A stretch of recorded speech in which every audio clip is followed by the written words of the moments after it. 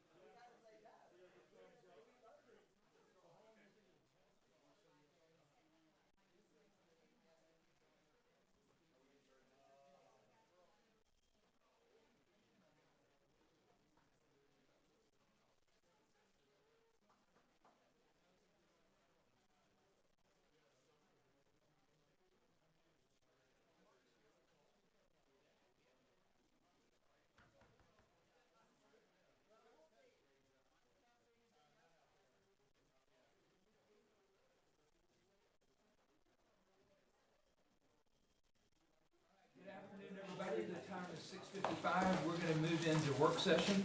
We have 3 items on the agenda. The first one is a discussion regarding the agenda items.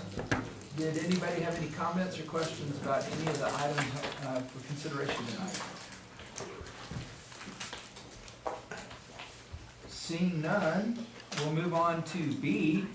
This is a presentation and discussion regarding Rolling Oaks Memorial Center with Sherry and Vanessa. Sherry, there you are. I'm right here. I didn't see you over there, so I was trying to. Oh, I prepped myself over here, shorter walk tonight. Oh, quicker. All right, we'll jump right into it. So good evening, Mayor and Council. I appreciate being here tonight to give an update on Rolling Oaks Memorial Center. So tonight I'm also joined by Tyler Peace, who's our cemetery manager. We're also joined by Doug Miller from Johnson Consulting Group, who's provided us his expertise for the past 16 months. And then Vanessa Tarver, who's the Assistant Director for Strategic Financial Engagement, and she's going to be helping me with some financial components of our discussion tonight. So tonight we will provide an overview for Rolling Oaks Memorial Center and the fund, the mechanics of the Perpetual Care Fund, and additionally, we are fulfilling our promise to return with a comprehensive operational update detailing the progress that we've made since our last discussion. So as a reminder, the last operational update was conducted during a council work session on April 8th, 2025. During that work session, it was agreed upon that the philosophy for Rolling Oaks Memorial Center would be a community-focused cemetery. Prioritizing our residents first, but obviously understanding that we will have allowances for both residents and non-residents. Following that discussion, we addressed questions during the May Council work session regarding the master fee schedule. This resulted in the approval of new property fees, which were then implemented on June 1st, 2025. So to get us started, I will turn the presentation over to Vanessa to walk us through the financial details. Thank you, Sherry. Good evening, Mayor and Council. Again, my name is Vanessa Charbert. I'm the Assistant Director of Strategic Financial Engagement, and I'm really excited to be here today to talk about two funds that directly touch the Rolling Oaks Memorial Center. One of those being the Rolling Oaks Memorial Center Fund. I also call that the Cemetery Fund. The other one being the Perpetual Care Fund. And so first I'll start with the Cemetery Fund, and I think it's helpful to just have a brief history of that fund before we get started going into the more financial piece. So it was established in 2007 through bond funding, and then it was opened in fiscal year 2009. And during that expansion of the cemetery, the bond funds that were issued then were not enough to cover the expenses. So the general fund paid $3 million of that for the cemetery fund. And through council's direction annually, the $250,000 repayment is approved or removed for the next fiscal year budget. Then another important piece is that through the cemetery, a perpetual care fund was made. And I'll get more into the details of that fund here shortly. Now, the cemetery fund is a special revenue fund, and it's a fund where the revenue sources are restricted for a specific use. So this means that cemetery revenues are only for cemetery expenses. So no cemetery revenues can be used for crime control, or for the hotel occupancy fund, or for the general fund. And knowing that those revenues are restricted means that it's important to know what those revenue sources are. And so I have those listed up on the slide in front of us. And while you're looking at those, it's important to note there are two revenue sources that are not on this slide that the city does talk about quite frequently. And that is property tax and sales taxes. So property tax and sales tax does not cover any of the daily operations, nor does it supplement the operations of the cemetery. And with that, I'll move into the Perpetual Care Fund. Now, a little history on this: it was opened with the opening of the cemetery, and the councils of the past had determined that creating the Perpetual Care Fund was in the best interest of both the city and the cemetery. This fund will eventually be used to supplement the maintenance of the cemetery grounds once all the plots are utilized. And this is a show of great financial stewardship by the city, as per Texas law, we're really not required to create that Perpetual Care Fund. That was only for private cemeteries that were required to do so. And the fund balance of this fund is directly influenced by the Rolling Oaks Memorial Center burial rights revenues and interest rates. Now, the way that the fund was set up by council of the past is that only the principal, the interest, not the principal, could be used to help care for the grounds of the cemetery once all the plots are utilized, which then makes it a permanent fund from a governmental accounting standpoint. And how this is funded is it's 15% of the burial right sales from the cemetery fund, so all the plots, the niches, and the mausoleums, and then interest income also builds up the reserve of this fund. Now, just some brief financial highlights. The fund balance of the Perpetual Care Fund was $1.9 million as of the end of November. Now, we know interest rates are fluctuating, but as of this time, it's 3.5% to about 3.8% interest rate environment. And with that, we would get approximately $69,000 of interest in the fund this year. And with that, I'll hand it back over to Sherry.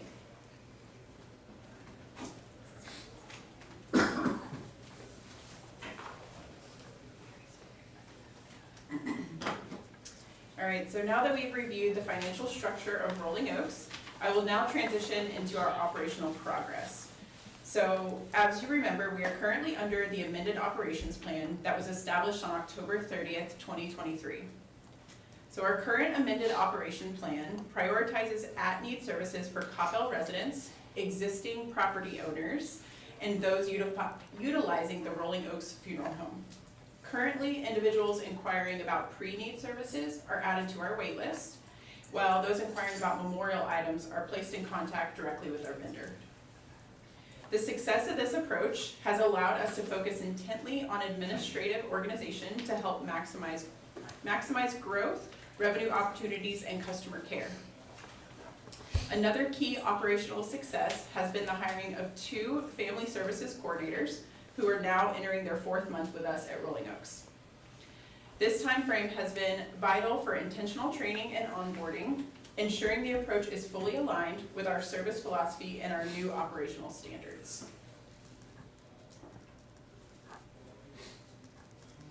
So a little fun for you guys. So in December, we held our 2 annual community events, which many of you attended. And so on December 6th, in partnership with the Zach Thompson Foundation, we hosted the annual Angel of Hope ceremony. This worldwide event honors the memory of children who have passed away. It is a beautiful ceremony, and we are fortunate to be able to host that at our cemetery. So following that, on December 13th, we partnered with the Republican Women's Club to host the Wreaths Across America event. This national event honors our veterans by placing donated wreaths on their graves. We are proud to share that this year was our largest volunteer turnout to date. In fact, we had more volunteers than we actually had wreaths to lay. We are also privileged to have Chief Barton serve as our Master of Ceremonies for the 3rd year, and our Fire Honor Guard presenting the colors.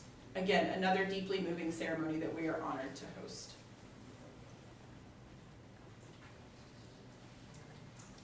So during our last update, we outlined several key projects that we were set to move forward with. On June 1st, we implemented the new pricing structure that would help create revenue opportunities and be more in line with our surrounding market and our community needs. As a reminder, our previous conversations focused heavily on these fee changes and the projected impact they would have on our families' experiences. While we haven't gained a lot of unprompted feedback, the feedback from residents has been generally supportive. A primary concern from residents was that ensuring that our long-term Coppell residents retain priority access to space. Fortunately, we already have a great plan in place to help with this.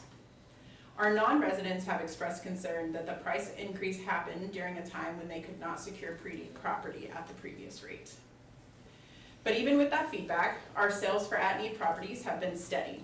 So our sales since June 1st total 55 at-need spaces, with 65% of that being for residents and 35% being non-residents. And these figures remain consistent and in line with our forecasted trends. And help us remember, before we did the revised fee, those percentages were 60, 40, 60? Yes, Thank you. you're welcome.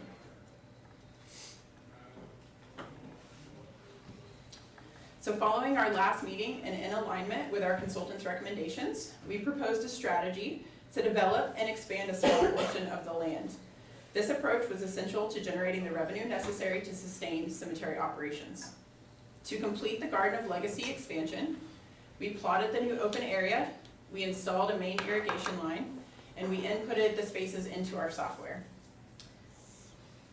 After we marked the plots with lot pins, 1,751 immediate spaces became available, and we have 149 spaces remaining that are planned for the future, pending completion of further site work there. Good question. When you say 149 spaces remaining, this will be in addition to the 1751? Yes, so from our last meeting, we had proposed that with this expansion, it would give us 1,900 spaces, because that's what it's plotted out. And so we do have those 149 that will not be placed for sale yet. Thank you. You're welcome.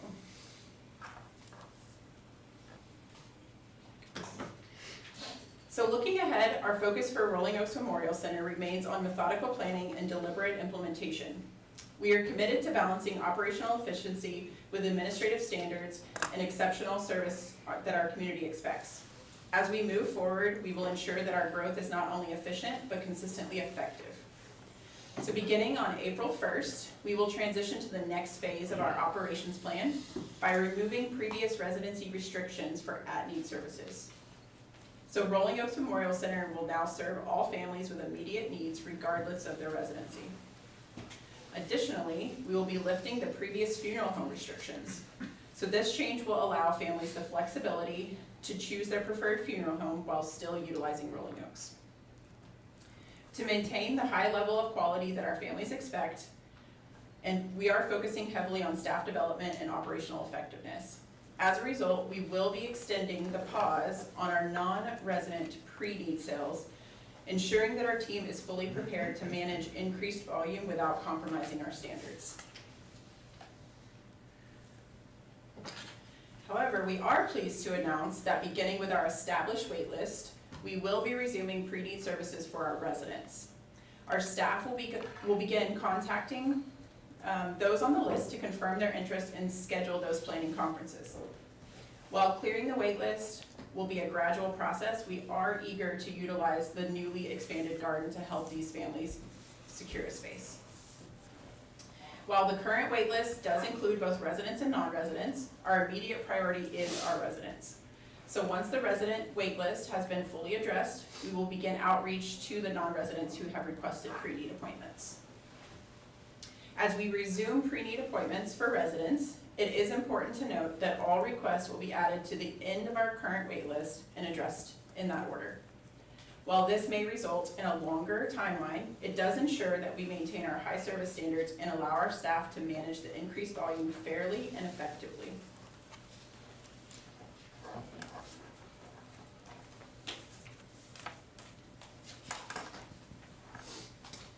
While we have focused mostly on our operational roadmap, we have been equally dedicated to our administrative organization.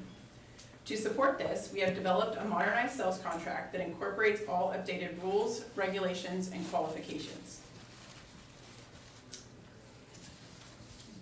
Our updated contracts will also introduce new payment terms. So families purchasing pre-need property will have the option to either pay in full at the time of purchase or select a 12 or 24-month payment plan.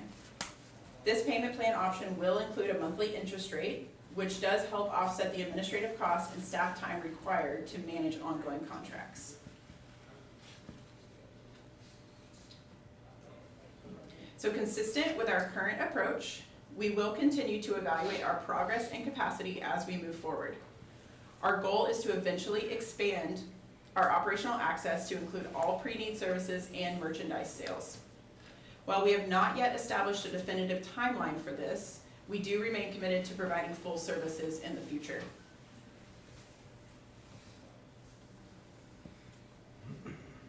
So while we have covered a significant amount of information this evening, we are really proud to showcase the progress that we've made at Rolling Oaks Memorial Center and share that with you this evening.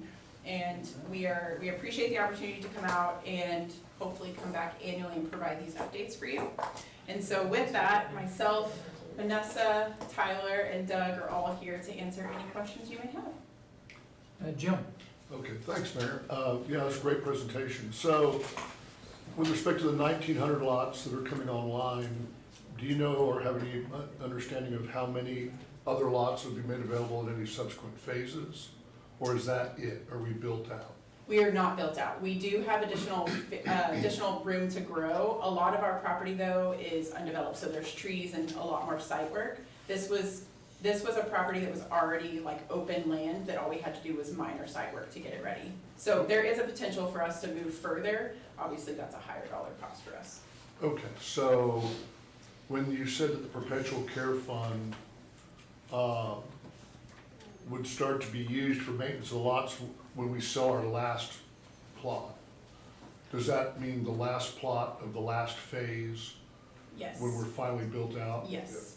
Do you have any idea, like just projecting forward, what the amount of the perpetual care fund would be at that point?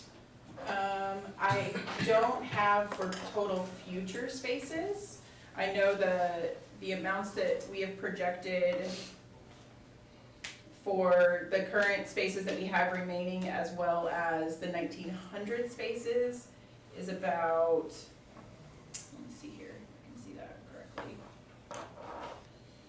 Another 4 million, I believe, with the 1,900 plus staff. Okay, Plus our okay, so remaining it'd be total about 5.9, just in principal of it. Mhm. Okay. And then, I guess my last question is on the 12 to 24-month financing, are we outsourcing that to a lending facility, or are we doing that in-house? So it would be technically done, Vanessa may be able to answer this a little bit better for me, but we are, through our software, they provide us a way to do that, and then in-house, we would have a separate fund that interest would go into.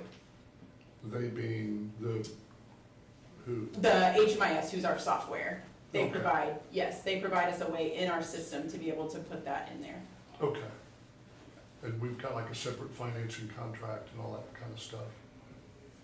Definitely something that we will be researching and working together on to make sure that we're good on the financing side. Okay, okay, thank you very much. Kevin? I have a question about something that council did. So there, whenever we adopted the new pricing structure, I know that council went off the recommendation a little bit. I believe it was it the non-residents price of plots? There was a recommendation and council went higher. Yes, it was the non-resident, correct? The non-resident. Has that had any positive or negative effect with the projections? I saw the 60/40, or I can't remember the number that was displayed here, but 65-35. the 65/35, but is that behind where the projections thought we would be at this point? Is it ahead, is it the same? So at this time, we don't really know because we haven't fully done pre-need sales. Okay, that So makes sense. Okay. it's until we get back and we're in pre-needs, that's when we'll have a better projection. So hopefully this time next year, we'll have a better idea of like, yes, we're in the right percentage, or maybe that number was too high. Okay, Yeah. I had a very similar question, Kevin. I think that when we open up the pre-need for the non-residents, we're gonna see that 65-35 shift down or up a little bit. We'll see more non-residents once again start to come in. So at some point, just next year, we may need to revisit our pricing structure again.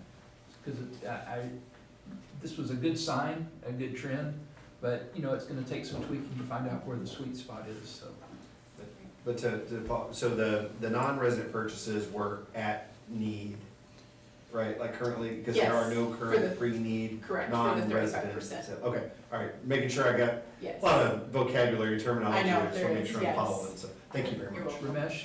Thank you, Mayor. Shri, thanks for the wonderful presentation. And this is probably not going to be a question that we can answer right now.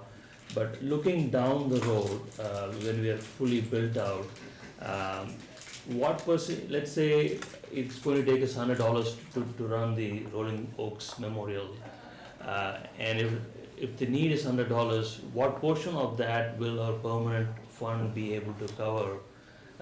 You know, I'd just like to understand a ballpark, and I fully understand that it won't be paying for itself completely, but it'll be nice to know what the city responsibility would be, and it might change, but as of now, if you can tell us what that percentage would be, that'll be helpful. So if I'm hearing you correctly, you're asking for the permanent fund that we have, what is the percentage of that would care for the cemetery once it's completely built out? Is that what I'm hearing? It's the other way around. If it costs us $100 to run the cemetery, the 15% interest or whatever that we get from the permanent fund, what portion of this $100 will it cover on an annual basis? I think I'm confused by your question, I'm so sorry. I understand the question. Okay. None. Because because she said she hasn't gotten a projection of what the permanent fund is based on the number of spaces, we don't have an answer for you tonight. Yeah. We know what it's costing to operate the cemetery today, based on maintenance, sales, all that kind of good stuff. The other thing I have to take into account is what does it look like in the future? I don't have that answer for you at the time it's built out. So you've asked some things that are gonna take some variables for us to have to I come understand back that, to yeah. you. So I can't give you an answer, but we gotta do some work around it, and it will all be, I understand that, yes. Yeah. Yeah. Thank you. And one piece of it would be is once it's built out, it would only be focused on grounds maintenance. Mhm. And so that cost is really minimal because you're not doing building costs, staff costs, or anything like that. So I would, right now, currently, our mowing and grounds contract is $140,000 a year. So it would obviously be less than that because that adds a lot, so a little bit there. So didn't you also say, though, that the fund is set up to only distribute interest off? So, Yes. it would be running off the interest of the fund. Right. Okay. And that was my question. Thank you. If the interest is $70,000 and it costs us $100,000 to run, then That was your question, right? you're looking for the Okay. gap, if there is going to be a Got gap. that's right. Okay. Bijou? Yeah, thank you, and thanks for the presentation. You've been tracking since June 1st of 2025? Yes. Okay.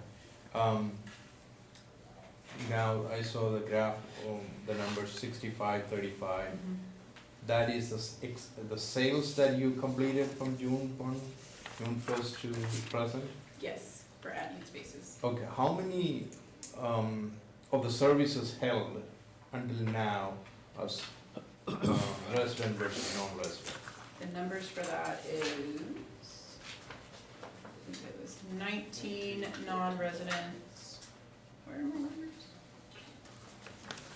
Is that what you're asking out of that 55? The difference between Oh. residents and non-residents out of the 55 sales? Yeah, sure. Yes, it was 19 non-residents is what the numbers were there. Yeah, those are the sales for future No, that's for at-need, at need. because currently we're only doing at-need sales. Okay, Mhm. okay. And you mentioned in your presentation that you lifted restrictions using Rolling Oaks versus some others funeral home services. We plan to beginning April 1st. Okay. That's for both residents and non-residents? For at-need services, yes. What about those people who purchased the lot already? If they've purchased the lot already, they're property owners, so yes, they still are included in that. So they can use other funeral Correct. services? Okay. Which they could previously. So if they already owned property with us, they could use any funeral home that they wished. It was only if they had not, if non-residents did not own property with us, to be able to use our property, they needed to use Rolling Oaks Funeral Home. Okay, thank you. I just have one more. Jim? Do we have any plans to update the interior of the building? For the office building or Well, where the services are held, the funeral home? the funeral. So, the short answer to that is no. So we own the property, but we actually have an agreement, a rental agreement with SCI for the Rolling Oaks Funeral Home. So then they do all the maintenance work in there and update fixtures, tables, any of that stuff. Okay, thank you. Yeah, you're welcome. Mark? You're muted.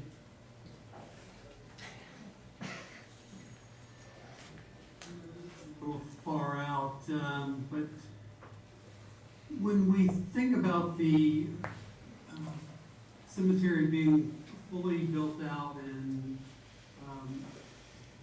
we get to the point where all the plots are sold, has our master plan considered what's gonna happen with the funeral home?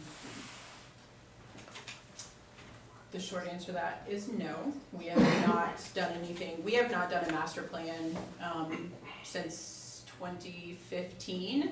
And even the master plan that we did for the cemetery only looked at spaces available.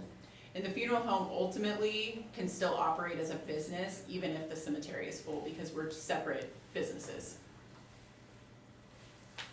Okay, thank you. Right. Anything else? Well, thank you very much for your update. It's always good to hear.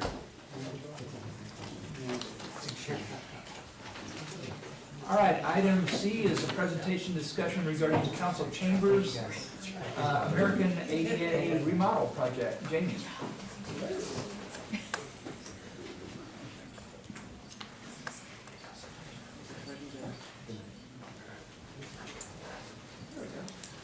All right, thank you, Mayor and Council.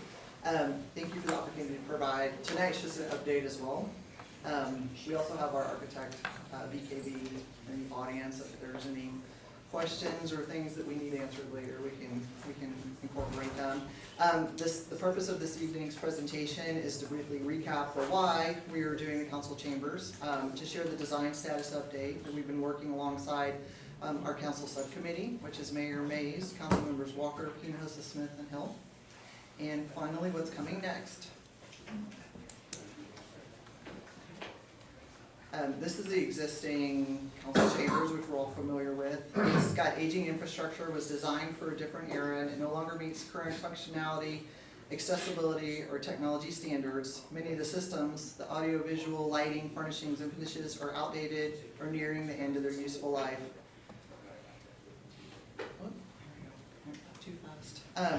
The current layout does not fully support ADA accessibility or equitable public participation, and the current configuration limits flexibility for different meeting types that are held in this room. So what were the goals that we were designing towards? We're including the council chambers and this room that we're calling the conference room that we're currently in. The goal was to create a welcoming, dignified civic space that reflects the community, improve functionality, accessibility, and technology, balance modernization with respect for the building's civic character, and deliver a design that's durable, cost-conscious, and adaptable to long-term use. And also, I can send this whole entire packet out for you guys to look at later, because there's a lot in here for design to go through pretty quick. So here is our existing floor plan, which you're all familiar with. So it shows the existing conference room that we're in now, hospitality area. And then there is the proposed layout shown. This is after feedback from meeting with our subcommittee. We met 2 times to get to this point in the design, and we're currently in the schematic phase. The work today is really focused on layout functionality and major systems. HVAC is one of them. The major aspect to note really here is that we've rotated the council chambers for a more balanced, symmetrical look. So when you walk in the atrium, you're going to see the back of the council chambers and the dais. The flooring level here that I'm going to show you, well, we'll stay on this slide first. The very light gray is the flat area. The medium gray is the very gentle slope. That's an all ADA compliant slope, so we're eliminating that ramp on the side and the steps. And then the bottom level is elevated up. The darker blue, the floor where we're speaking from, is a 3 to 4 foot height increase over the base. So when you look at from the profile, when you're speaking, you're eye level with the seated council member. So it's a little more friendly for staff and the public. Go back to this. The seating arrangement will improve sight lines and accessibility with clear organization of the dais, staff seating, and public seating and speaker areas. So I'm going to go pretty quick because I know we're tight on time. So this conference room area, the major change to this conference room that we are in now is the creation of additional space by pushing that hospitality wall that the screen is on, pushing that back through the kitchen about 5 feet. This allows the presentation space to be up in front of the room instead of the very awkward space that I am at currently in the back of the room. So you're not having to look back and forth. We present up from the corner where the screen is. And then we'll move through some of the finishes. So this is the design concept, the neutral tones. Looking for durable, high-quality materials selected with long-term maintenance in mind. Finishes that are being selected are to create a professional, timeless, civic atmosphere to last another 30 years. We've been about 30 years since this original one, so we're pretty far out from needing a new one. This illustrates an example of what some of those materials would look like on the new profile with the wood and the stone. Oops, too fast. And this is the proposed flooring, the carpet, and then just have the hospitality area be the ceramic tile. The dotted line is the proposed custom wall covering. So when we're talking about custom wall coverings, at the very top center, it's a textured wall covering, and we can customize that. It could be a line map of the city, it could be a topography map of the city, it can be anything that we want. And so some of these materials that are being shown are an example of where we can balance functionality and cost. And so the subcommittee will have an opportunity to look at the options. We're going to call them good, better, best.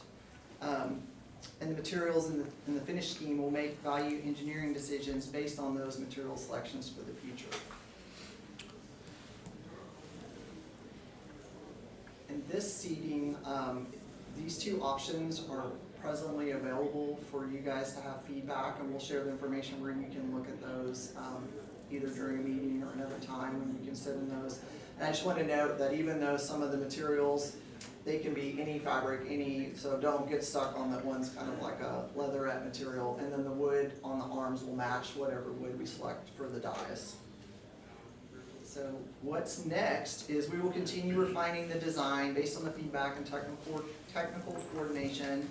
The project will advance to the next design phase, including more detailed design drawings and cost estimates. We will continue to work with the subcommittee on the detailed design presentations, budgets, and schedules with key decisions. And then lastly, the next time you will see me for an award, it will be for construction at council.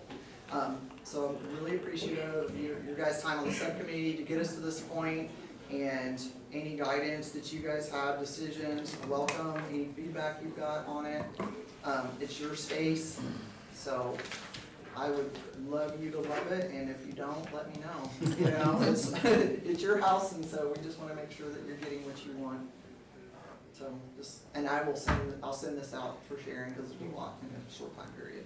So, any questions, feel free to, we got 3 minutes, so we're gonna be respectful of that time. I'll fire it out real fast. Just overall, just first impressions, absolutely beautiful.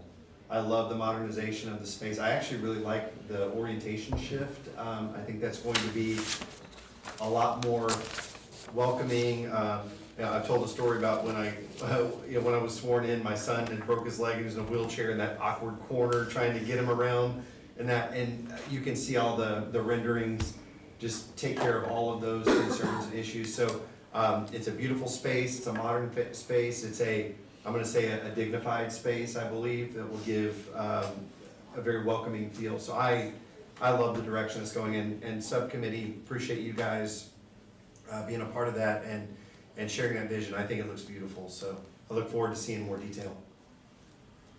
In my red, white, and blue rendering with eagles didn't get picked, but you can't account for taste. The Super Bowl commercial was like, Yeah, I just wanted to say America, go ahead. But I didn't get picked. Eagle screech. Yeah, that's how we start the meeting.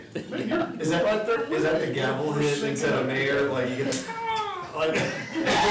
Fortunately, we've got a great architect on the. We've clearly lost control of this. I think you So lost Jamie, control. thank you very much. We look forward to seeing you the next time. The time is 7:29 and we're recessed from work session. If they want. It was a good meeting overall.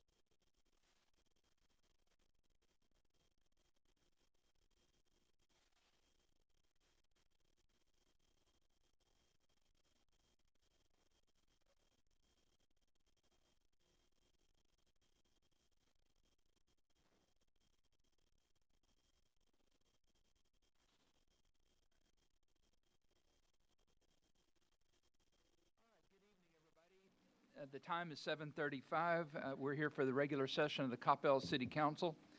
Just as a reminder, any persons wishing to speak during our citizens' appearance must sign the appropriate register located outside the council chambers and list your address.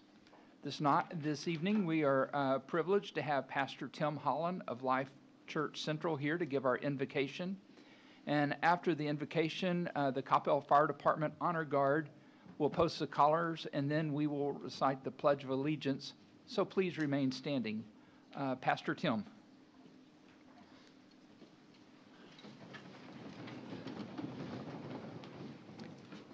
Thank you, Mr. Mayor and City Council, City Manager, and all of the staff. Thank you for this opportunity to work together as the faith community, as well as with the government here of the City of Coppell. Let us pray. Heavenly Father, we come before you today with gratitude for the City of Coppell. We thank you for our leaders, the Mayor, the City Council, the City Manager, and City staff. We ask for your wisdom and for your guidance as they deliberate on the agenda before them. Grant them discerning hearts to make righteous and just decisions for all citizens. Help us to work together in harmony and to serve with humility. We pray for the protection of the Coppell Police Department, the Fire Department, and all the first responders as they serve those in need and keep Coppell safe. Guard them and keep them. And God, we ask that those of us in the faith community will be a blessing in this city. In your name we pray. Amen.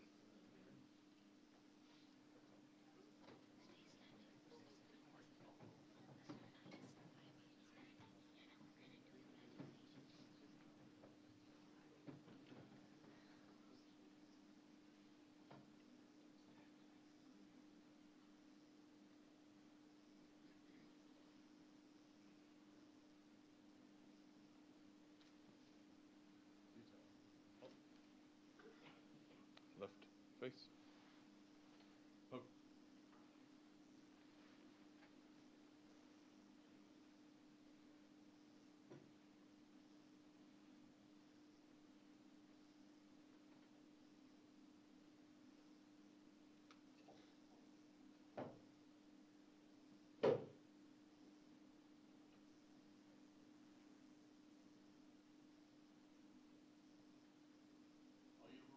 Personnel, present arms. Please join me in reciting the Pledge of Allegiance. I pledge allegiance to the flag of the United States of America and to the republic for which it stands, one nation, under God, indivisible, with liberty and justice for all. Order, arms.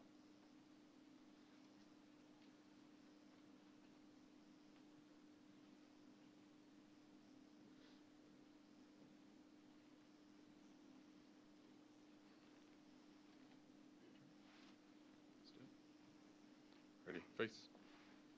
Forward, march.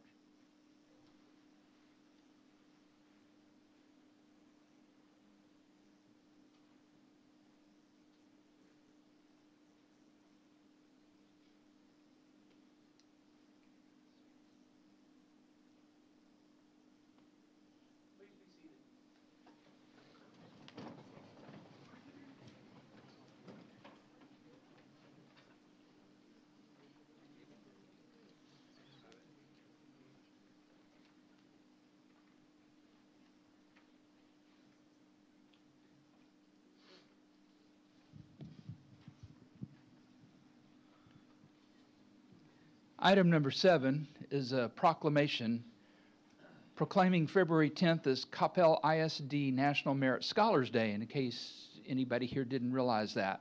So I appreciate everybody being here. And I'm going to apologize to the group. There are over 40 names on the list, and I'm going to forego the reading of your names, but you are with us forever, and we really appreciate you being here.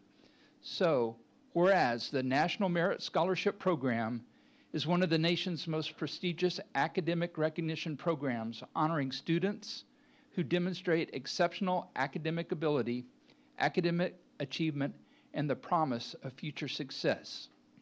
And whereas the designation of a National Merit Semifinalist is a distinguished honor earned through outstanding performance in the 2024 preliminary SAT National Merit Scholarship qualifying test and reflects dedication, perseverance, academic excellence, and whereas the City of Coppell takes great pride in recognizing the scholars from Coppell Independent School District who achieved National Merit Semifinalist status, and whereas the group presented before us today have all achieved that distinction, whereas these students' dedication and achievements bring honor and pride to their families, educators, the Coppell Independent School District, and the community of Coppell.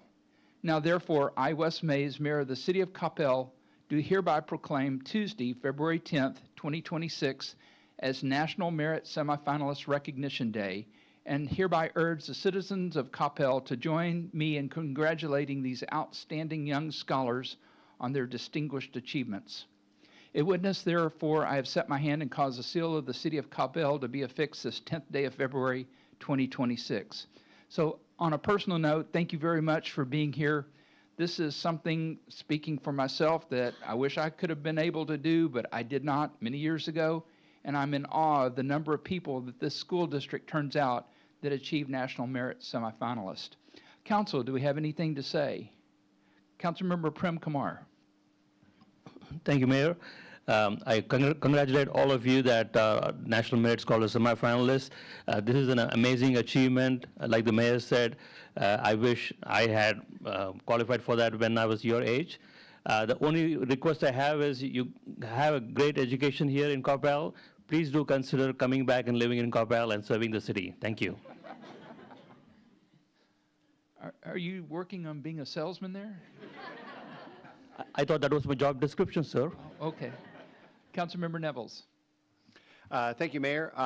Again, congratulations to everyone. I'm so happy to see the recognition that you guys are receiving today. I will say, as a graduate of Coppell High School, you guys make all of us alumni incredibly proud, and it just makes that diploma that I got over 25 years ago even more valuable. So thank you guys so much for all of your hard work, your dedication to your studies. I know you guys are going to go on to do great things, and congratulations to everyone. Thank you for being here tonight. Councilmember Brianna Hinojosa-Smith. Thank you, Mayor. I just wanted to say congratulations to each and every one of you. Don't forget to thank your parents because they have done so much to make sure that you get the type of education that you're getting here in Coppell. But to each one of you, it takes a lot of hard work and dedication to get to where you are. So really, truly, congratulations to each of you. Thank you for representing Coppell and our school district, and just, thank you for contributing to our community. We really appreciate it, and we're so excited that we get a chance to celebrate you tonight. Councilmember Matthew. Thank you, Mayor. Congratulations to all of you. This is my first time seeing this many people in this room and outside. Once again, congratulations to each one of you. I do see our state representatives is here. Thanks for being here, recognizing all these students.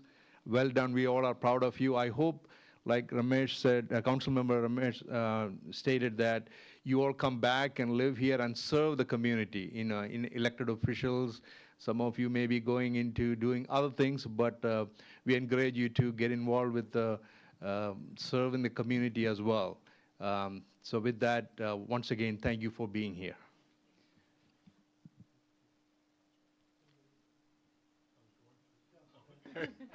Councilmember Walker. Yeah, such a fantastic achievement, and to have so many bright young people reach this level is just such a testament to your families, to all of your hard work, your work ethic, and to this community. And I'm just so proud of you, and I wish all of you the best. You're clearly on the right path to achieving greatness. Congratulations. I believe CISD ranks in the top 4 in terms of National Merit Scholars across the state. I don't know the actual quantity, but I'm sure that we're going to be at least up there in the top 2 or 3 in terms of quantity. So thank you very much. Is there a representative of the school district here that would like to receive the proclamation? All right, I need a volunteer from this huge group to come. Lady in the white there. Mayor, she comes forward. I wanted to say that Mayor, sorry, Mike, can I recommend that we invite all of them for the photo op, and maybe one person can take the certificate? Okay, so For the photo op, can all the finalists come down? that's going to be a lot of people down here. We'll give it a try. Can all the students that achieve the National Merit Scholar please come down to the front? We'll do a group photo. Yeah. So if you'll just stand in front, come on. All right, on back here. Go around by the dais, and you'll stand out in front of me, and I'll just hand it to you, and they'll do the photo. Sure. All right. Squeeze on back. Be friendly. Come on down.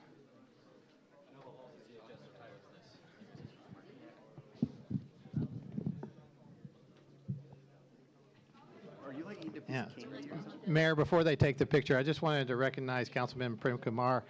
A while back, he had suggested, because we honor our athletes and we honor our state champions and we honor those that compete, he had suggested that we invite our National Merit Scholars because they are significant in our community as well from an academic standpoint.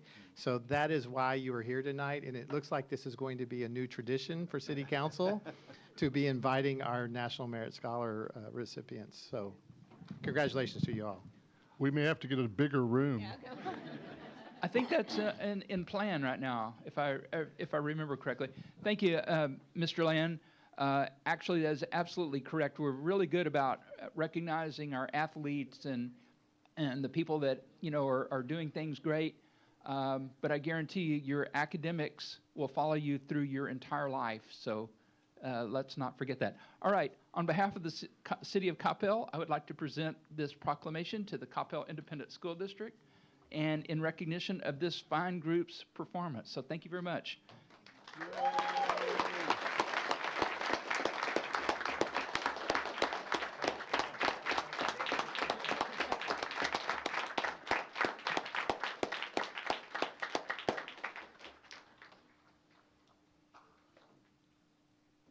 right, I'm going to take one big photo here from the city, and then if anybody else needs to take some other photos, we can do that too. But I'd like to get one really quick one here for everybody back at home who wasn't able to make it tonight. Step. All right, big smiles. 3, 2, 1. All right, I got like 20 photos. Hey, thank you very much. Appreciate your time. Thanks. Thanks for coming out. Thank you very much. Thanks for volunteering. Yes, sir. Thank you. Thank you. Thanks. Thanks. Thank you. Thank you. All right. Unless you're going to run for office, y'all can go sit down. Thanks for taking the time to meet us. Thank you. Thank you very much. Hey, thanks. Thank you. Thank you. Thanks. Thank you very much.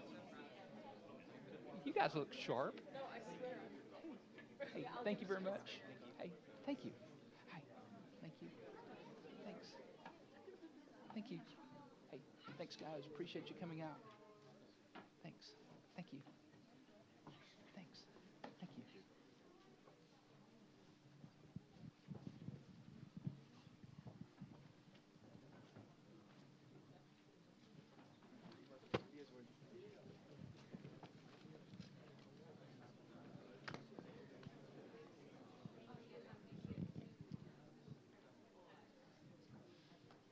All right. At this point, I'd like to invite Chief Richardson and his wife to come forward, please. We have a little presentation, and we did this audience just for you, Chief. We wanted you to know that. I'd also like to invite our state representative, Cassandra Garcia Hernandez, to come forward. This is unrehearsed and completely unscripted, so we're going to wing it. The chief has announced his retirement, of all things, a few months ago, and that's after 33 years of service to the fire service. He is currently the longest-serving fire chief in the Metroplex, I believe, with over 20 years of service doing that. During his tenure with the city of Coppell, there's several pages of notes I could read here, and I'm not going to do that. But you've seen the build of 2 new fire stations, Fire Station 4 and 5. We're currently redoing stations 1, 2, and 3. We have consistently achieved an ISO 1 rating, which, by the way, decreases all of our insurance cost. We have every one of our firefighters is EMT certified. You know, this fire department performs at a level that we can't even describe.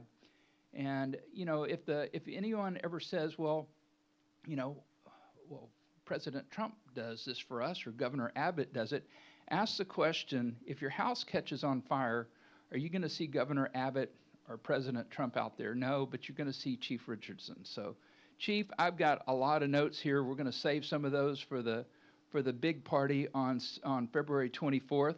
We are having a retirement party for the chief at 10 o'clock on the 24th. That's going to be at Life Safety Park, and I'm looking forward to doing that. I'm going to talk about the first time that I ever saw the chief, which was in a clown costume riding a mini bike. And we're going to talk about a few other things, so including the fact that he's got more hair on the front of his face than most of us have on our heads. So,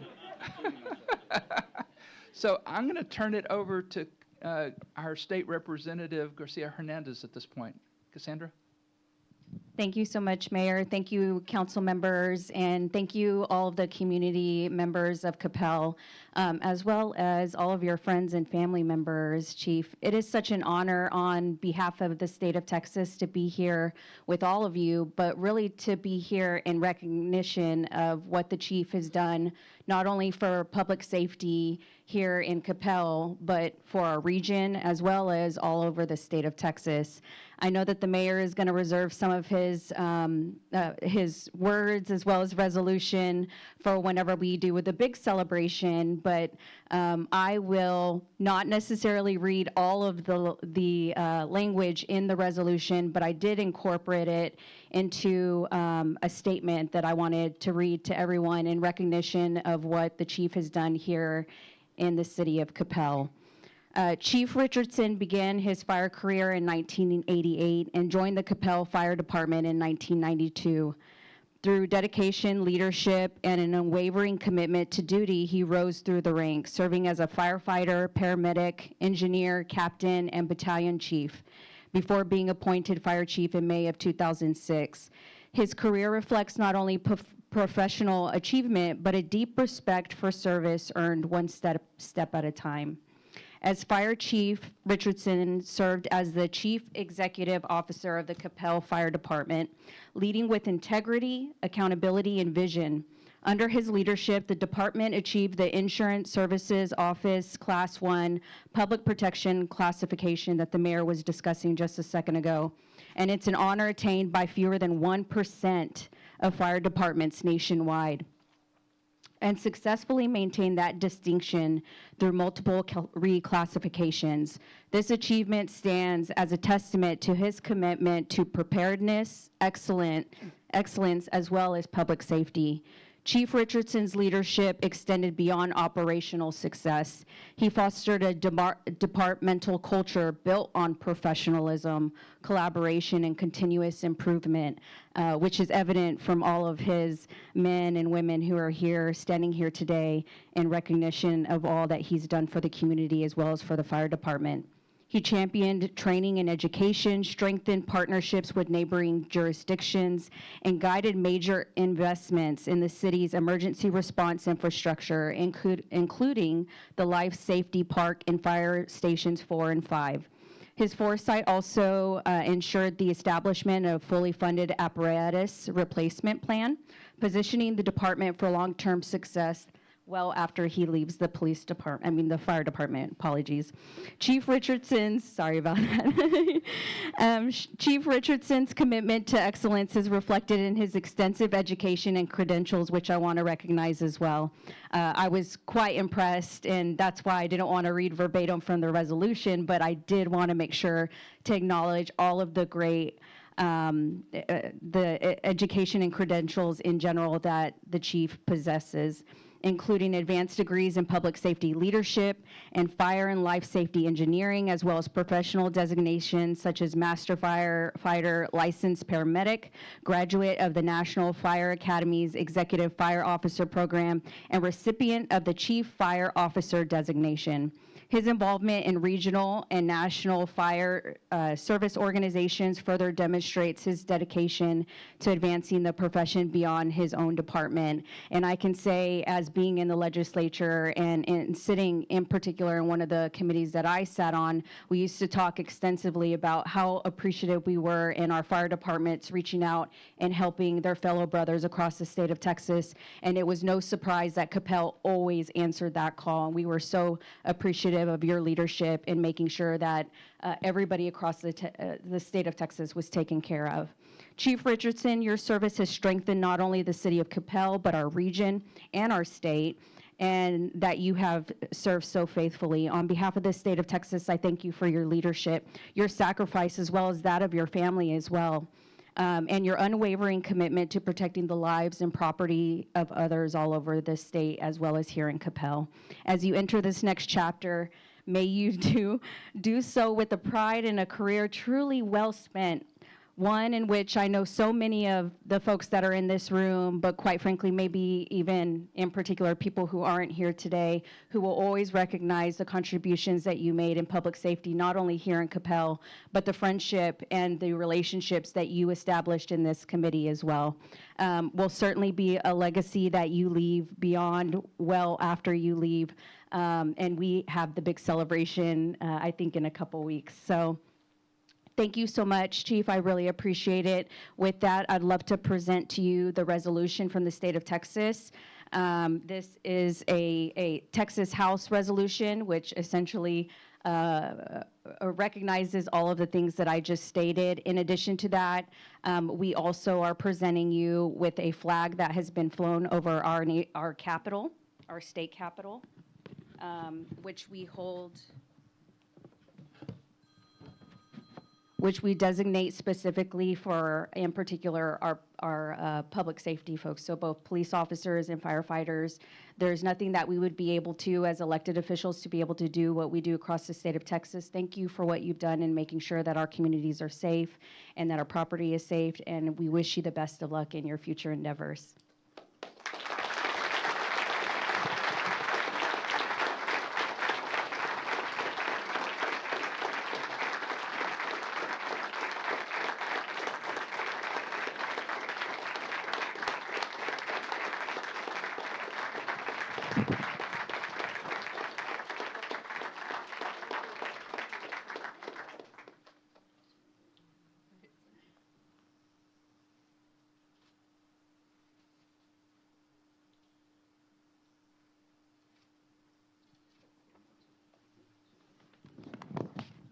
Better not save the tears for the next event. You're welcome. We're not done yet, though. Hang on a minute. So just a couple little fun facts. The Chief and Carla were high school sweethearts? Or going back further than that? No. All right, high school. Okay. So we're thank you for donating him to us for the last 30 years. And we're gonna loan him back to you now. So okay. So council, do you have anything that Mayor Pro Tem Carroll? Oh, thank you, Chief. I just want to say, you know, leadership is not only how the department performs today. It really has to do with how the department is prepared for tomorrow, and therefore your legacy is going to remain with us long after your last shift.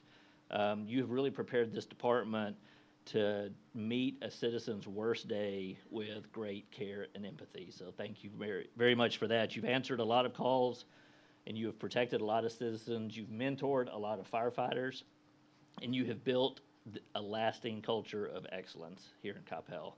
So just thank you very much for what you have sacrificed and what you have done for this, how much you've loved this community, and what you've done for this community. And Mrs. Richardson, thank you, like the mayor said, for sharing Chief with us all these years, and for that shows how much you also care for this community. So thank you very much to both of you, and congratulations on your retirement. Councilmember Matthew.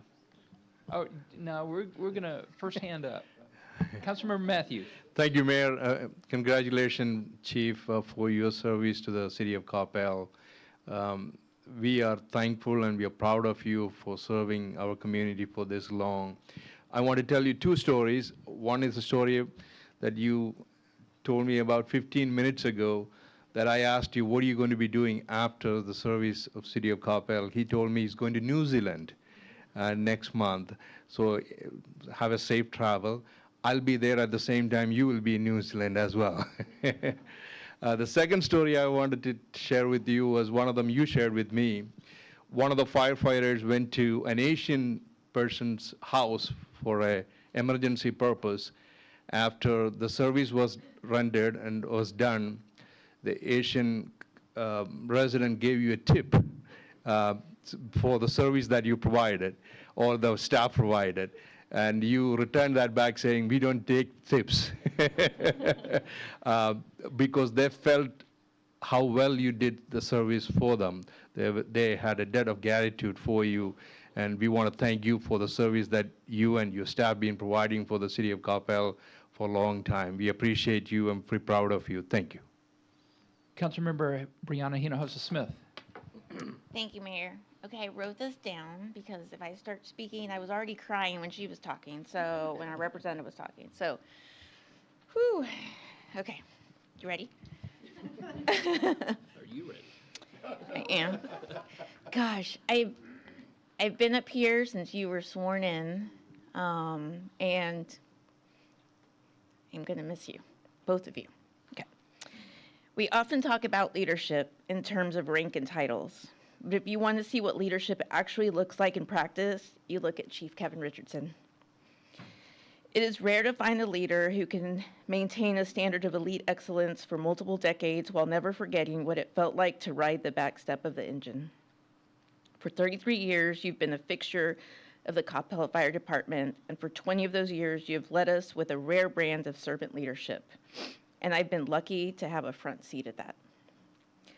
To you, being chief was never about the rank. It was about the responsibility to the people, both the citizens in the community and the men and women under your command. Your leadership wasn't just found in the ratings or the news stations that you built that the mayor talked about. It was found in your heart of service. You personified the culture Coppell is built on, not because you had to, but because it's who you are. You've always seen the community not just as a service area, but as a family that deserved your absolute best every single day. The true scale of your impact can't be measured in years or accolades, but in the countless lives that you touched. And look, they're here. Many of them are here, and many of them couldn't be here, and I know they'll be there on the 24th. Whether it was a resident on their worst day, as Mayor Pro Tem mentioned, or a young firefighter looking for a mentor, you were there with a steady hand and a servant soul. Thank you, Chief, for your sacrifice, your vision, your unwavering friendship. You have left a true, incredible mark on the city of Coppell and an even deeper one on our hearts.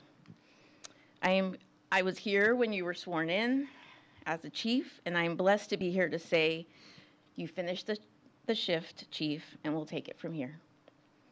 But behind every great fire chief is an even stronger spouse.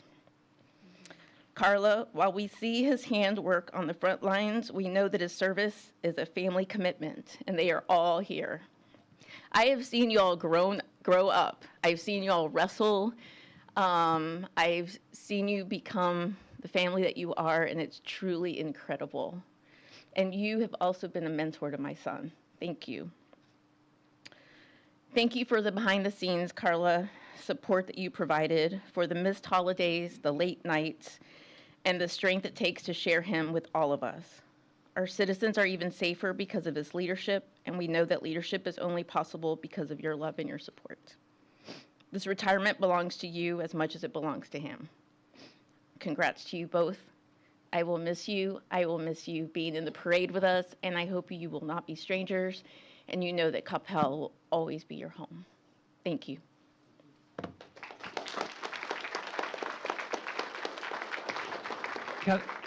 Councilmember Prem Kumar. Thank you, Mayor. I know, yeah, I think I'm going to pass on this. All right, Chief, thank you for your service. Clearly, for someone like you, this is all about service and not just a job. You're leaving some really big shoes for your next chief to fill. We thank you so much for everything that you've done to the city. If you think about it, people living in Coppell, they love living here. They say the quality of life here is amazing. And most of the time when someone interacts with someone from the city, it's either the police department or the fire department. And the quality of service that both the police and fire have continue to provide to our citizens is first class. It is the best in the world. I think clearly that's the reason why people enjoy living here. Thank you so much for everything that you did. I enjoyed our time in the last conference in Tampa. And on a light, yeah, what happens in Tampa stays in Tampa. On a lighter note, since I was the most recent council member to join this dais, my friend here, Kevin here, is going to give me a hard time that you're leaving because of me. So I'm sorry to see you go. Thank you, sir. Councilmember Nevels. Thank you, Mayor. All right, I got three things. All right, number one, just what a fantastic name you have, sir. It's just a great first name, like just real solid. I just want you to know that. So, number two, has nobody said anything about the mustache yet? That thing is, okay. Sorry, Mayor, I wasn't paying attention. My bad. So I will say, I was pleased to know you before the mustache. I feel like as your leadership level has grown and your skill has grown, so has the mustache. So obviously, huge leadership right there. The third thing I want to say is what a fantastic job you've done here. I think about in 2015 when my family decided to move back to Coppell, and we had our business in town for a while, and you're trying to figure out, where are you going to live, what area where the kids are going to go to school and stuff. But you repeatedly hear about how safe the city is. We've got amazing police, we have amazing fire, and your handprints all over that. I want you to know that Coppell is a better, safer place because of you. And I think that a lot of people take that for granted. But to know that someone is going to be there when they need them the most, you've done that. You and your team, what you've brought is incredible. So I hope I speak for everyone in the community when I say we're grateful for the time, the dedication, the service, the sacrifice, everything that you've done to be able to provide for this community. We're a better place. To your family, thank you for sharing them with us. That's all I can say is thank you so much, because we're better because of the sacrifices that he's made and because of what you've made. So thank you guys so much for all you've done. Thank you, Chief. You're appreciated. Again, great name, great stash, even better job for the city. Thank you so much, sir. Councilmember Walker. Thank you, Mayor. Chief Richardson, I just want to adopt everything that everyone else has said, all the superlatives. They're well-deserved, well-earned. The family's always, there behind you, and what a wonderful family you have. That's a reflection of the two of you, and we're just so thankful to have had your service. You've always led with such a servant's heart. It's just been amazing. From the first time that I met you, you were so kind and generous and with your time, and I've just always appreciated you so much. But the one thing I will touch on that I wanted to say was that while you're retiring as chief of this fire department, the amazing legacy, the amazing gift that you're leaving here in Coppell is the finest trained, finest operating group of firemen and emergency medical technicians anywhere in North Texas. And we're just all so proud of you, the team that you have. We all go to bed at night and we sleep well knowing that if we need you, you're there for us. So thank you. So Councilmember Hill, somebody told me that I overlooked your hand. Yes, Chief, I just want to say it's been a pleasure seen you over the past, 12 years now that I've been on council, and just the way you've led the fire department and just taken it to the next level is just phenomenal. I mean, you definitely have a servant's heart, and I'm so very proud to have known you for all this time, and I wish you all the best in your future endeavors. We hate to see you go, but I'm sure your wife will be glad to see you around a lot more often. Thank you. Mr. Land. Sure. Before I start, Kevin, how old were you when you started in the fire department? Can't tell you. Yeah, no, you can. I need you to tell me. 21. I'm gonna echo that, 21. Yeah. Yeah. Okay, all right, you're a volunteer, that works. The reason I asked that question is because we have a captured audience of National Merit Scholars high school students. So I'm going to put a plug in for public service. Because this man and the men and women in this room who serve this community, they are all highly educated individuals who have a heart for service first, right? So Kevin, now I'm going to turn to her, because I get to sing your accolades on the 24th at the Arts Center, by the way. Carla, the reason why I'm going to point to you is because I want you to know that when you were going through what you were going through in the mid-teens, this man right here always shared with us what was happening, what he was doing for you, how he was doing things for you, how the fire department rallied around you. And I just want you to know that that had a huge impact on this organization, because he demonstrated not only being a husband, what it means to lead his family as a man, right? Absolutely. And because of that, we all had a great example of how we should be in our families. And so we can talk about your 33 years of service as a fire chief and everything along those lines. At the end of the day, the most important person in this room was your wife. And you let us know that in everything, in your conversations, and how you led and how you interacted with your team, the sacrifices that you made. And so, Carla, I just want to say thank you, because you have a tremendous man that honors you and everything that he does. And I think that is a lesson for all of us in honoring our spouses, but in this instance particular, honoring you and just lifting you up. So thank you very much, not for being ill when you were ill, but thank you for allowing him, because not all instances do people do that. So thank you for allowing him to demonstrate that love for you. So thank you.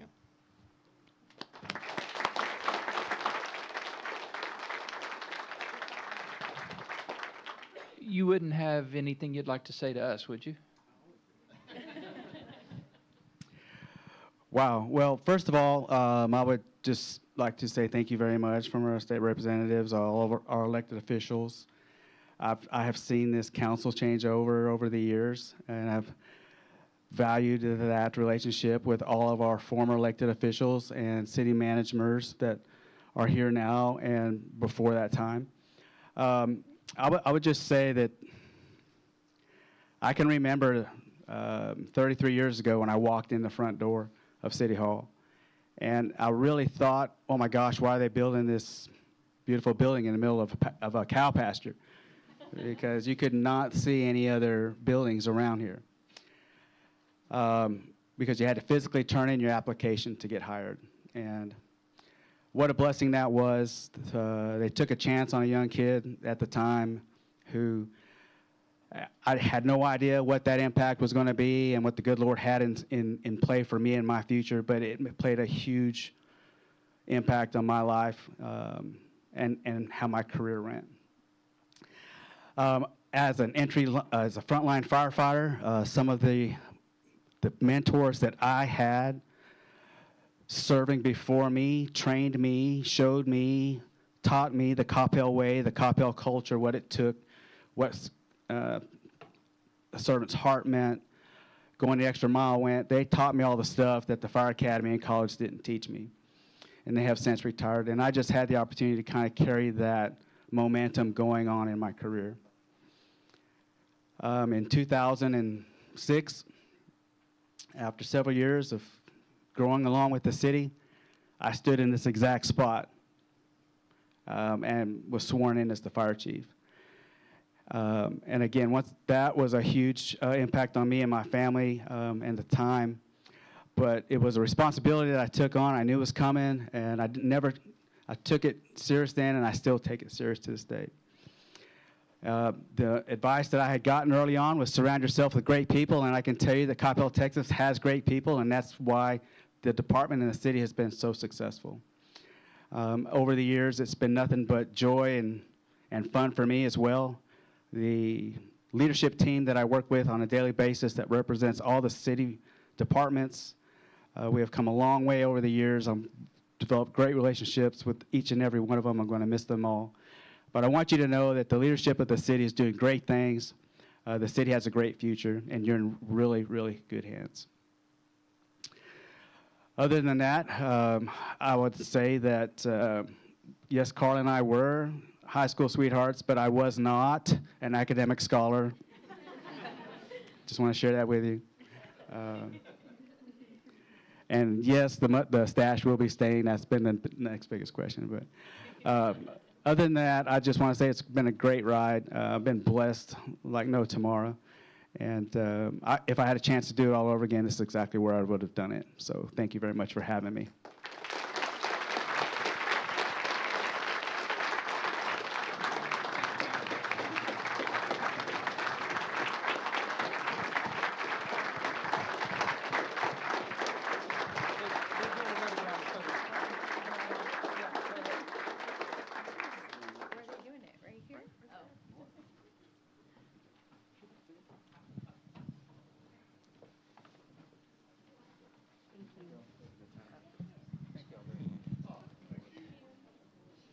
Thank you, Chief. There'll be more to come on the 24th. This is intermission. That was a nice idea.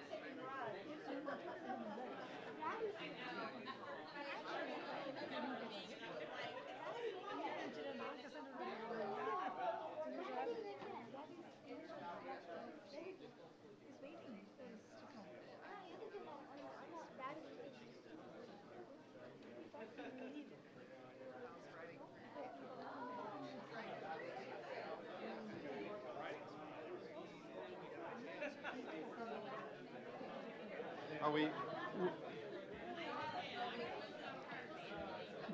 I didn't.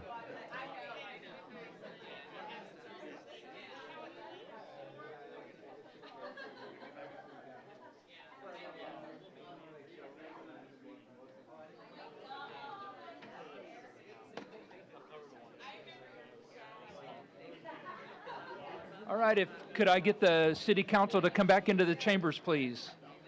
I.e. Don. See, you gave Don a window, and now you lost him.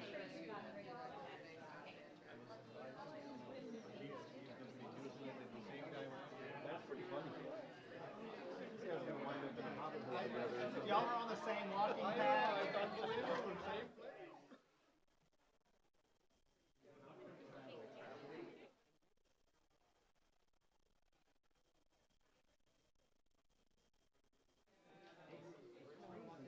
Things like that work out. I have no idea. All right, item number 9 is our citizens' appearance. Yes, we know. Save the tears for that one. Persons wishing to speak must sign the register and list your address. Presentations by individuals shall be limited to 3 minutes each, during which time speakers must remain at the podium, face forward, and only address the mayor and the city council. Persons signed up to speak will be called in the order that they signed up. In order to maintain an orderly and respectful meeting environment to conduct the public meeting and business, speakers will adhere to the standards outlined in Coppell Ordinance 2025-1633. There will be no comments or deliberations from the City Council due to the Texas Open Meetings Act. We do have one person that has signed up to speak, and that's Ms. Mercedes Hall. Mercedes, please give your name and address for the record. Mercedes Hall, 483 Grace Lane, Coppell. Okay. Good evening, Mayor Mays, City Council members, city staff, and residents of Coppell. My name is Mercedes Hall, and I'm speaking tonight on behalf of the Kiwanis Club of Coppell and the Key Club of Coppell High School. And I'm here to update on 3 exciting features regarding service and youth leadership here in our city. First, regarding the Key Club of Coppell High School charter celebration and installation ceremony, as many of you know, it was rescheduled because of the Mother Nature decided to change dates for us. Our new date is Tuesday, February 24th, 4:30 p.m. at Coppell High School at the library. We do know that there is a city council meeting that evening at 5:30. We would be very grateful if the mayor and city council members and staff, city staff and residents could join even for the first part to welcome our student leaders, our servant leaders of our future, and it'll really mean quite a lot to them.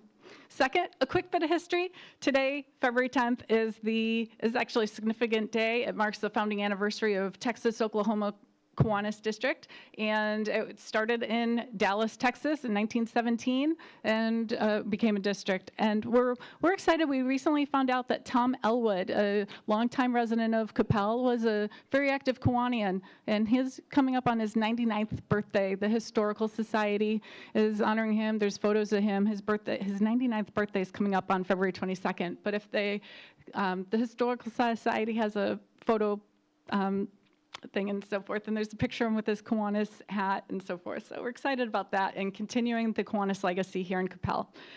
And also this week, February 9th to 13th is Kiwanis K-Kids Week, which is the elementary level of Kiwanis. We don't currently have one in Coppell, but it is our goal. The Kiwanis Club of Coppell would love to start a K-Kids in the elementary schools. We do need more members. We do need parents, teachers, members of the community that want to help lead the future, even down to the elementary level of service and leadership. We welcome you to join us. And on that note, my final invitation this Thursday is the second Thursday of the month, which is our monthly Kiwanis Club meeting, and we are now meeting at the Coppell YMCA. So the public is welcome to join us this Thursday, 6 to 7 p.m. at Coppell YMCA. So thank you so much to Mayor and the City Council. We would love to see you on February 24th, 4:30 p.m. at Coppell High School for the Key Club's charter ceremony. Thank you so much. Thank you very much for talking this evening. My pleasure. All right, item number 9 our number 10 is our consent agenda. The consent agenda is routine in nature and is generally enacted in a single motion. These items have been previously approved through the budget or past council actions. Any item may be pulled and considered separately. Full descriptions are available on the screen. We have items 10A through 10J. So is there any item that the council would like to have considered separately or pulled from the agenda? Seeing none, Councilmember Nevels. Thank you, Mayor. I move to approve consent agenda items A through J. Thank you very much. Do I have a second? Mayor Pro Tem Carroll, all in favor? Walker, Hinojosa Smith, Carroll, Nevels, Prem Kumar, Matthew, Hill. Motion carries. All right, thank you very much.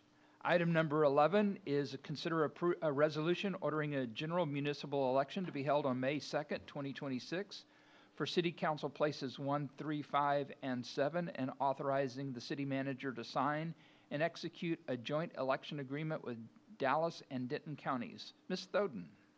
Good evening, Mayor and Council. Lauren Thoden, City Secretary. Here tonight, this is our ordering of the election as the mayor read off. I do understand that in the past there's been some questions about the election cost. It is anticipated. I do not have the numbers. I would love to provide you with the numbers, but I do not have them. But it is anticipated that it'll come in between $35,000 and $40,000 total with Denton and Dallas counties based on the previous years. And we do have more than sufficient budget for this election. So we anticipate no concerns there. Council, have any questions for Ms. Thoden? Councilmember Nevels. Thank you, Mayor. I move to approve agenda item 11 as presented. Thank you. Councilmember Hinojosa Smith, second. And waiting for Ms. Thoden to get back up. All in favor? Walker, Hinojosa Smith, Carroll, Nevels, Prem Kumar, Matthew, Hill. None opposed. Motion carries.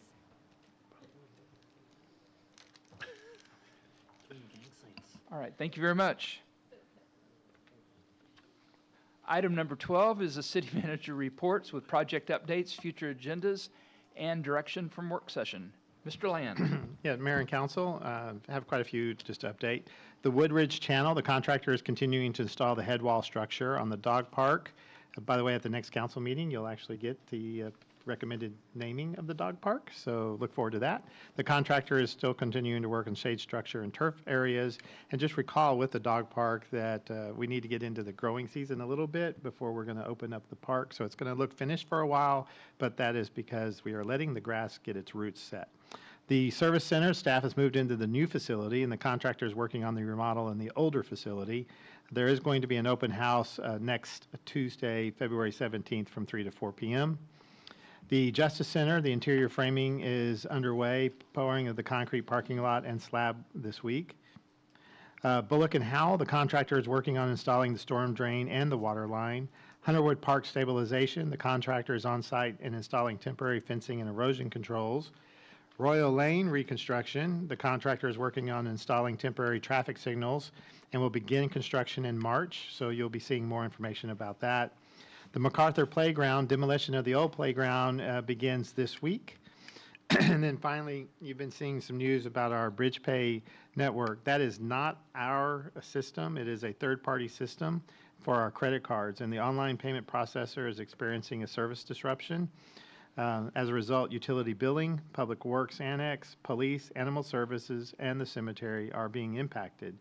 We are working on an alternative solution in the interim, and we'll get that news out to our residents as soon as we have that solution worked out. Mayor, that concludes my report.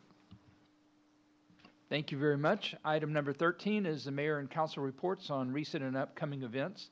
Have a couple of items here. Would like to thank all of our citizens for their understanding during the recent winter storm. While our city staff work to keep our community safe, and we need to thank the staff for their service to our residents and businesses to ensure that Coppell was safe during the entire event.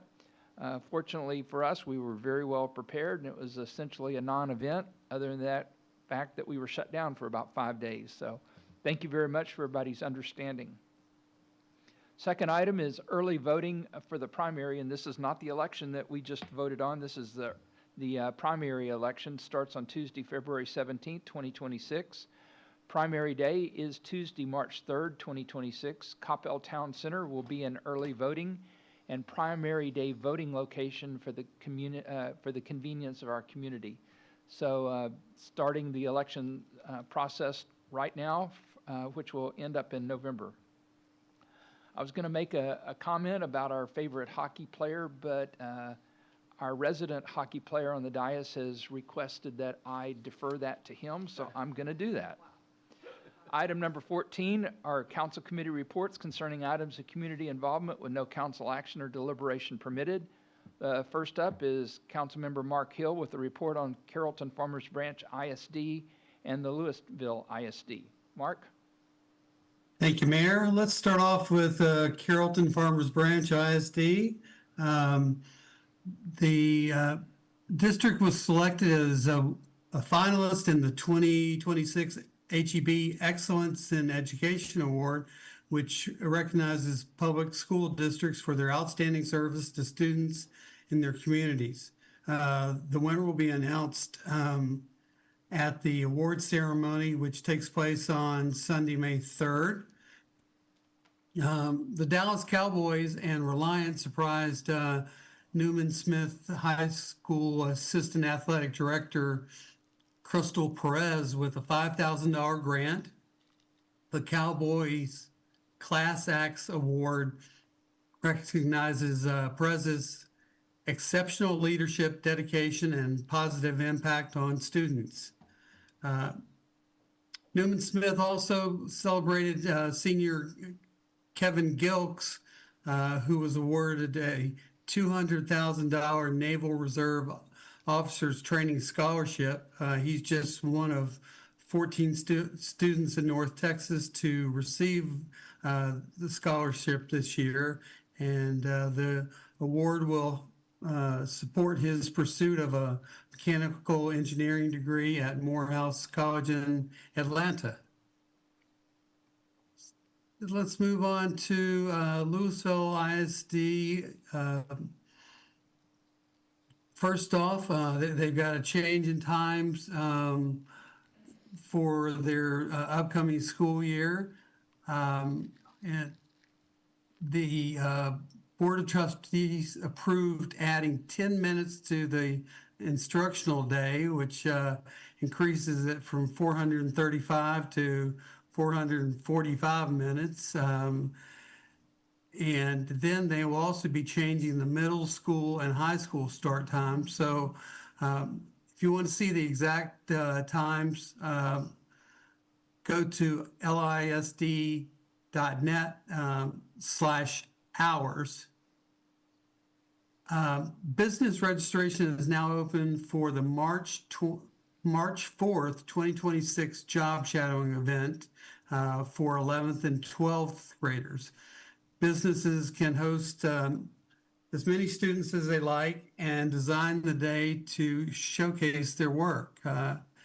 If you want to help participate and have some students be at your business and do some shadowing, go to lisd.net/career out for more information.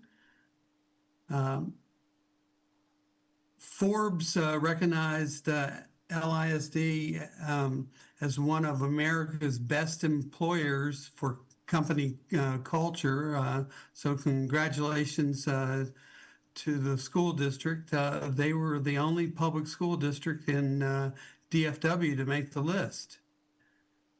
And giving staff and community members a chance to highlight exceptional work by LISD staff.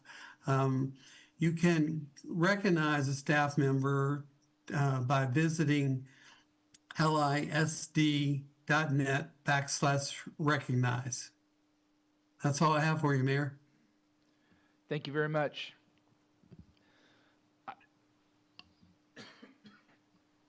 Items B and C are by Councilmember Kevin Nevels. This is a report on Coppell ISD and our Coppell seniors. Councilmember Nevels. Thank you, Mayor. We're going to get started with Coppell ISD. I got a few points to go over. So first thing is the Cowboys United Summit is happening tomorrow, February 11th from 5:30 to 7 p.m. at Canyon Ranch Elementary in the cafeteria. The Coppell ISD community is invited to participate in this education summit to share input on the type of educational experiences you want for your child now and in the future. And that will be at Canyon Ranch Elementary, 1205 Santa Fe Trail in Irving. Next thing, budget planning is going on in Coppell ISD. It has started its budget for the 26-27 school year. The district at this point is working to reduce the anticipated deficit. At the February 2nd board workshop, the superintendent and board of trustees discussed plans for reducing the budget. The school board will continue to refine the budget plan until August 2026, when the budget is approved. And you can view the board workshop on the district's website. CHS 9 students earned first and second place in International Computer Science Competition. Students from Coppell High School 9th grade campus have earned international recognition for their creativity and technical skill, securing both first and second place honors in the Fall 2025 CMU CS Academy Creative Task Challenge. And that's a global computer science competition hosted by Carnegie Mellon University. On February 5th, three talented student athletes from Coppell ISD participated in signing day, committing to continuing their athletic careers at the collegiate level. These dedicated individuals have spent countless hours honing their skill and now ready to take on the challenge of college sports. Athletes who signed on February 5th are Kenneth Gibbs Jr., who signed to play football at Southeastern Oklahoma University, Gabriella Pardo, who signed to swim and dive at Austin College, and Adriana Ringinen, who signed to play basketball at the University of Arkansas. CISD's Jerry Miller was honored with the Texas Outstanding Music Educator Award, and that is recognized by the National Federation of State High School Associations. We have two Coppell High School students recently earned top honors at the 2025 Microsoft Office Specialist Texas State Championship Fall Qualifier. Samal Shreyas, a 10th grader in a business information management class, placed fourth in the Microsoft Word category. I didn't even know there were competitions for Office and things like that, but he placed fourth in that. And Kinsey Marlin, a 12th grader, placed 10th. Both students competed against peers from across Texas to achieve this impressive distinction. Coppell Cheer earns back-to-back NCAA national champion title at the recent championships in Fort Worth. Coppell Cheer won its second consecutive national championship title, so that's amazing. And then Coppell ISD schools ranked among top 10 in North Texas, where students from Coppell Middle School West, Middle School East, and Canyon Ranch Elementary earned a spot in the top 10 of the Children at Risk North Texas school rankings. The Children at Risk rankings evaluate Texas public schools using a rigorous methodology that includes student achievement, progress, and performance gaps. And that is my report for Coppell ISD. And if you'll give me just a moment, I'll pull up the senior report.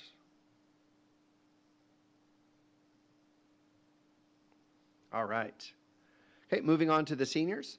Since we missed our last meeting, I want to touch on a couple things. So there was an open house on January 3rd, 2026, and welcomed 22 new members during the 3-hour event at the Senior Center.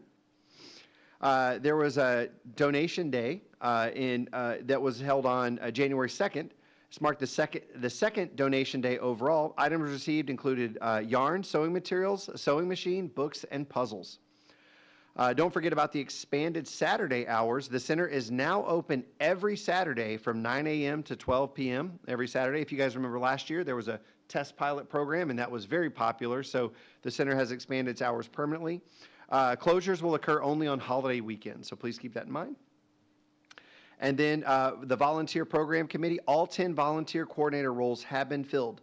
Committee accomplishments since March 2025 include leading programs such as Sewing and Sews, Car Divas, Mahjong, Texas Hold'em, Dominoes, Shanghai Rummy, and Library Organization. Assisting with pumpkin and apple donations for Fall Palooza, initiating new programs and efforts including Share Your Skills, Donation Days, Farmers Market Informational Table, acquisition of large print books, Mother's Day and Father's Day hat projects, and puzzle table/puzzle areas. And then lastly, supporting the staff through breakfast bingo service, strong communication, and assistance with large events. So lots of things going on at the Senior Center. And Mayor, that concludes my reports. Thank you very much. Item number D is going to be deferred until another time. So we're going to move on to item number 15, which are public service announcements concerning items of community interest with no council action or deliberation permitted. I believe Councilmember Nevels may have a public service announcement that he would love to give. Yeah, and Mayor, I appreciate you deferring this item to me because as a avid hockey player and hockey watcher, we've been keeping close eyes on Coppell's own Hannah Bilka. So I just wanted to give the community a report. So Hannah Bilka, number 23, in case you're watching it on the television, she is having an outstanding tournament so far. She's got 3 goals and 1 assist, which is 4 points. And just so you guys know, that's tied for 3rd on Team USA. It's actually tied for 4th for the entire Olympic tournament. So she is tearing it up on the ice. And so what I wanted to comment on is the amazing positive response I've seen from people all over the community encouraging her and just so excited. And she's given Coppell a lot of love on a international stage. So we're very proud of her and look forward to Team USA taking the gold because they whipped Canada today. So. Well, and Channel 8 presented about a 30-second segment on she and her family last night, so it was a good time. Do we have any other public service announcements? Seeing none, there was no action necessary from the executive session, so therefore, there being no further business before this council, we are adjourned at 8:42 p.m.